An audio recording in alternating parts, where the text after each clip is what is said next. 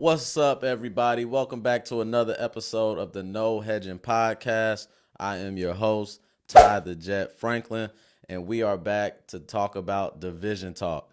In this episode, we're talking about the NFC East. As you can see, that's what we're about to be talking about. So, before we get into it, make sure you like, you comment, and you subscribe to the channel to stay up to date when new episodes drop. And if you haven't checked out the last episode about the NFC South Division Talk series, go ahead and check that out and comment your thoughts in the comment section below.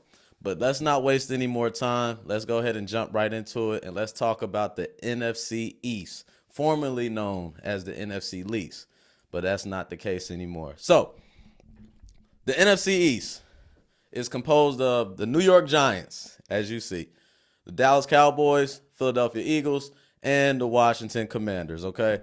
So my thoughts on the NFC East this upcoming season. I believe that it will be a battle for first with all of the teams. Close battle. So our division, our schedules are a little bit tougher this season.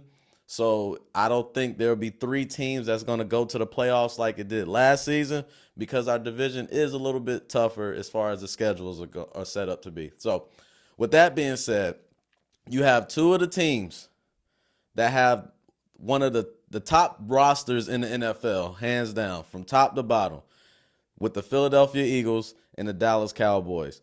Pretty much every position on both of these rosters are stacked with talent, all pros, vets, pro bowlers, you name it. Hall of Famers, potential Hall of Famers, you name it. These teams are freaking loaded, and they will compete with everybody in the NFC for that number one spot or that number one seed.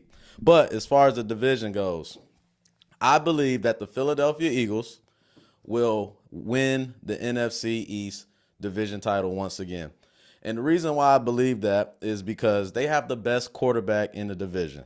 Jalen Hurts by far is the best quarterback in the division. He's better than Dak Prescott. He's better than Daniel Jones, and he's better than Sam Howell. And he's proven that over the just last season for the most part by taking his team to the Super Bowl and having a crazy game in the Super Bowl, even though they did not win. But outside of that, the Philadelphia Eagles, they are stacked offensively. They are stacked defensively. And they just got all the talent to do what they got to do to win that division. So when it comes to the Dallas Cowboys, yeah, here we go. Dallas Cowboys. The Dallas Cowboys is going to have an issue with their quarterback. Dak Prescott is not the quarterback he used to be. He's not the quarterback that people think he is. He is not that guy. He threw hella interceptions last season. He's been throwing a lot of them in camp, even though we know it's camp. Outside of that, he's still not the guy to win the big games or to show up in the big moments when it matters most. We've seen that. In the playoffs previously, he hasn't taken his team where they needed to be, right? So that is going to be the Achilles heel of the Dallas Cowboys team. Outside of their defense, that guy is going to be the reason why they don't win a championship.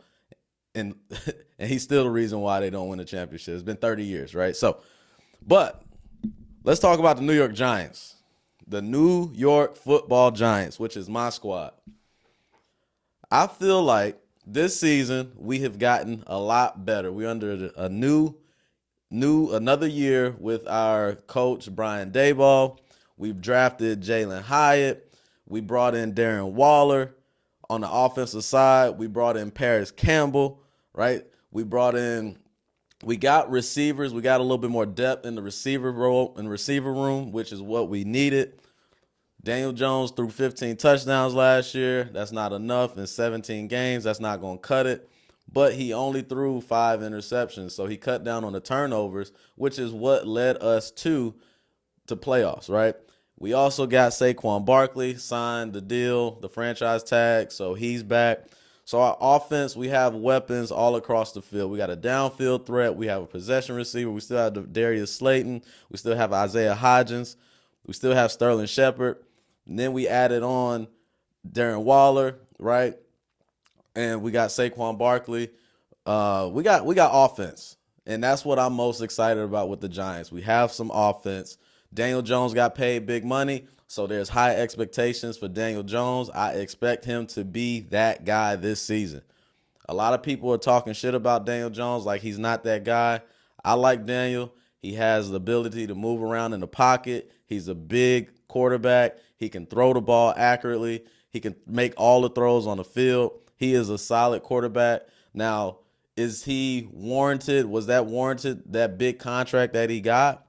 Probably not in some people's eyes, but that's what the market is saying. That's what the market pays, right?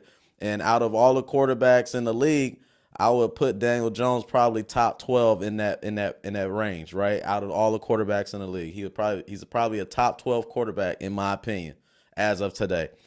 So, and on the defensive side, we're looking really good. We've kept most of our players. We have one of the best interior defensive linemen in the NFL, Dexter Lawrence, Leonard Williams, right? We have some edge rushers that, came back from injury a little bit. And we got Kayvon Thibodeau, we drafted first round a couple years ago. So we have a good foundation to make a nice run this year and to be one of those teams, dark horse teams, that people overlook and just try to forget about. We're not the best team. We're not in the top tier teams, and we're not in the bottom tier teams. We're in that middle pack of teams, more so towards the higher middle pack of teams that's going to compete with every team that we play.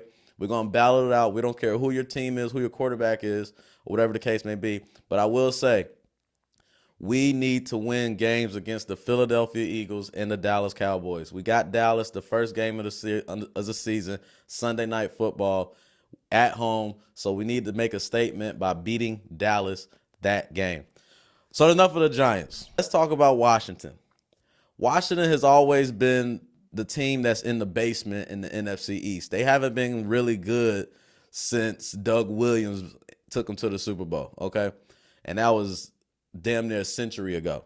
Washington is one of those teams. They gritty, they compete, they're gonna bite, they're gonna fight, they're gonna battle you until the end. But they're gonna fall off. They're gonna lose, right? They're gonna end up losing. You can't put your money on Washington. So in some games, they have a good defensive front.